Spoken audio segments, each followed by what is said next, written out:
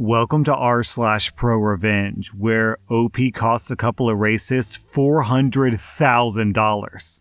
Our next Reddit post is from Wine Related Throwaway. Background: a few years ago, I worked in the wine industry, and I traveled to Australia to try to broaden my experience of the industry as well as of my life and to try out living abroad for a while. I also knew that the pay in Australia was vastly higher than it was back at my home in the UK at the time. I had quite a bit of experience, a great resume, great qualifications in the industry and academically, and I was young and eager. At the time, I had a 1-year work visa, but this could have been extended to 2 years or longer, depending on the employer. I applied for loads of jobs. I also wrote to various wineries in the area that I really liked and included my resume and various details. I got a lot of replies, but one of my favorites got back to me and they put me in touch with their hiring manager. I was stoked to have an interview with one of my favorite wineries in the region for a sales rep job. I drove to the winery, met with the hiring manager, and I had the interview of my life.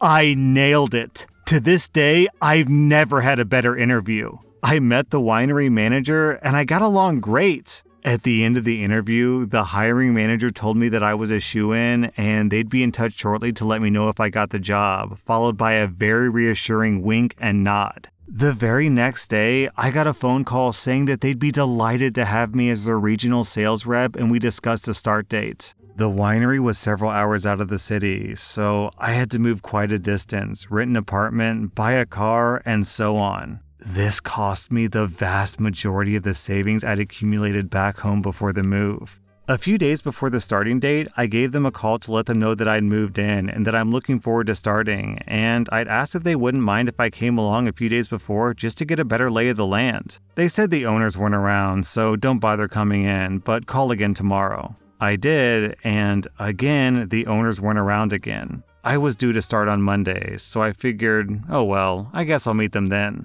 I showed up bright and early, 20 minutes early on the first day, ready to meet the crew and get stuck in. I walked around until I found someone, as the cellar door and main areas weren't open yet. They told me to hang around until someone showed up.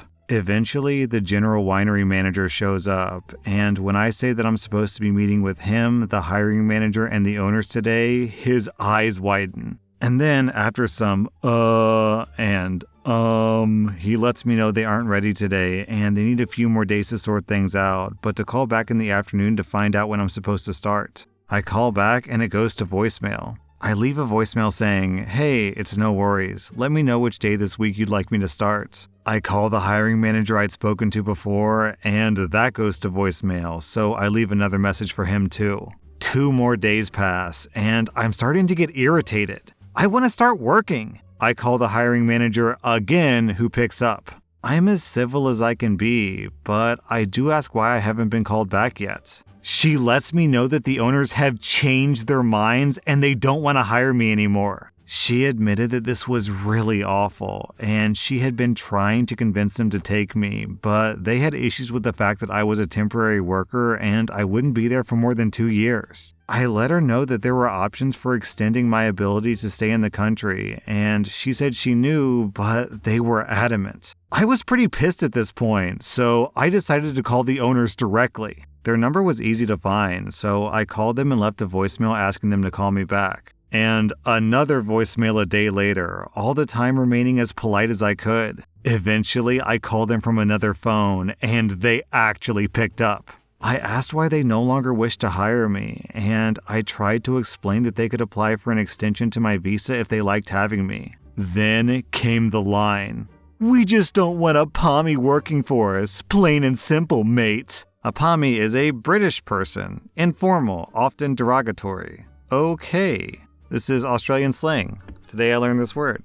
You dicks, this has nothing to do with the sponsorship thing. You just don't like Brits. I'm not even a Pom. This is typically slang reserved for English people, but I'm Scottish. I terminate my lease, cancel my internet, and drive back up the coast about $2,000 in the hole, not including the price of the car, fuel, food, time wasted, etc. The revenge. Pissed off, but at this point desperate for money, I stay at a hostel and I begin job hunting again. This time, there's a pretty great job as a regional manager and buyer for a decently sized chain of liquor stores. This is a little beyond my previous experience, but screw it, and I go for it. I get the job, and suddenly I'm responsible for 7 stores and the purchases they make. 7 big stores that buy a lot of wine. When store managers make their weekly orders, it was done through an online system where the various products and quantities were put in. There was a short window between the order being submitted and the order actually going through to be fulfilled. I simply canceled each and every store's orders of the wines from that winery.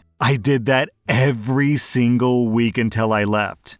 Each store was ordering between 15 and 30 cases of this producer's wines per week, an average of about $6,000 per store in sales. When the store manager saw that their stocks were dwindling or gone and they asked me about it, I simply said they changed their pricing and we can't afford to sell it right now. Every time the winery sales rep, who didn't know who I was, called to ask what the problem was, I just told him that their product wasn't moving and so we don't need more stock right now. He didn't even think to check the records because he would have seen that since their wine is great, it always sold well. I wasn't there for long. I hated the job, the hours, and the stress of taking care of 7 freaking stores and their problems, but the revenge was sweet. After 4 months, I packed it in, and I think that their awful attitude cost them over $400,000 in sales. I could have made that for them if they'd hired me. Man, OP.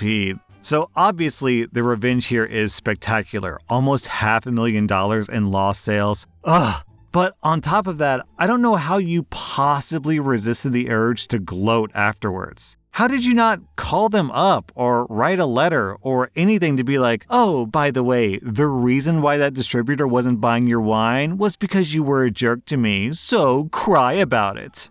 Our next Reddit post is from Donut Clouds. My ex-neighbor was pretty trashy. Cars sitting on blocks in the yard, cigarette hanging out of her mouth while she's 9 months pregnant, blasting Kid Rock tunes level trashy. Well, this lady decided that paying $1 per trash bag was just too much. Our township will only pick up your trash if it's in one of these approved purple bags, so normal trash bags will just be left behind. The trash truck will just drive right past them. Her solution? Buy normal trash bags at the dollar store and then have her 8-year-old child toss them over the fence into my yard. Now their trash is my problem. After confronting her, she just laughed, so I called the cops. They said that since the kid was so young and there was no proof that his parents told him to do it, there was nothing they could do. So this went on for about 4 months. Me taking the bags of trash they tossed into my yard, wrapping them in purple bags that I paid out of pocket for, and putting them out to the curb.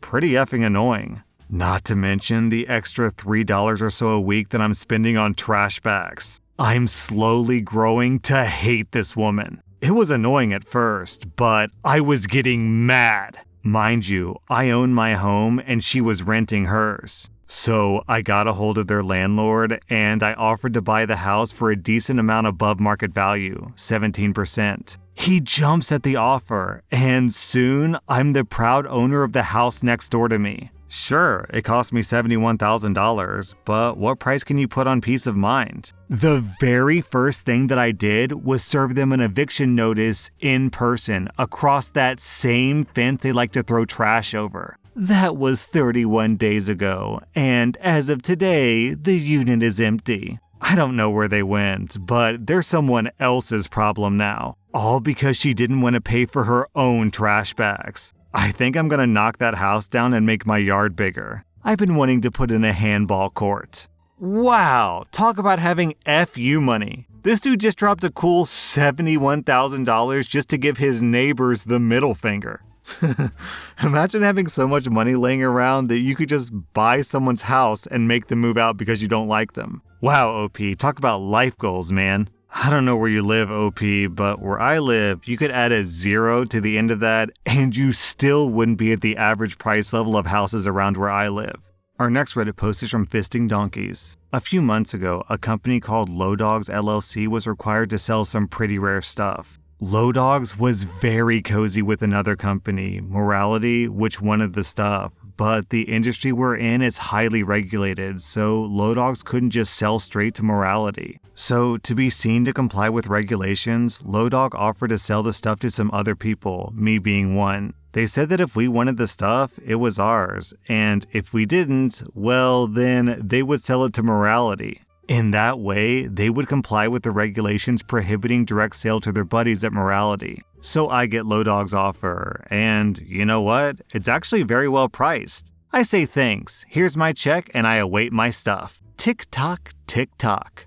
No stuff. I call Low Dogs up and they say, hey, where's that stuff I bought? And they say, oh, we sold it all to Morality for the same price that we offered it to you, so here's your check back. And I say, nuh-uh, and I sue them for a few $1,000s, that being the profit that I didn't make by reselling the stuff they didn't deliver. Now, Low Dogs could have sorted me out pretty easily, settle my claim, and just move on. For reasons known only to them, they didn't. They chose the double dare option, engaged high-flying attorneys, and started fighting hard over a few $1,000s. But this guy doesn't just bend over when someone tries to screw him. So all that did was provide further encouragement. I spent several weeks and several $1,000s putting together a detailed dossier on everything that had happened. Then I sent the dossier to Low Dogs and said, we can do this the easy way or the hard way. They told me to just go away. Okay kids, whatever you think. So off it went to the regulator. The regulator took one look at my dossier and came down on Low Dogs hard. On my estimate, Low Dogs spent maybe $100,000 on attorneys to fight the regulator, only to lose the argument. The regulator forced Morality to give the stuff back to Low Dogs, who then had to give it to me and everyone else who had placed orders and had been denied at the original low price. The profit that Morality missed out on was something like $600,000. Morality had contrived the original scheme with Low Dogs and they were planning to share the profits. Too bad, so sad. That's amusing enough, but here's the kicker. It turns out the stock controller at Low Dogs, who was a butthole to me when I complained that I hadn't received my order, hadn't actually passed everything on to Morality. He had kept some of it for himself and sold it for a neat profit of about $20,000. When the regulator investigated, that fact came out, and Low Dogs was not happy. They were so unhappy, in fact, that the stock controller was promptly sacked from his $200,000 a year job. Unlucky. That was rSlash/Prorevenge, and if you like this content, check out my podcast where I publish the exact same episodes. Also, hit that subscribe button because I put out new Reddit videos every single day.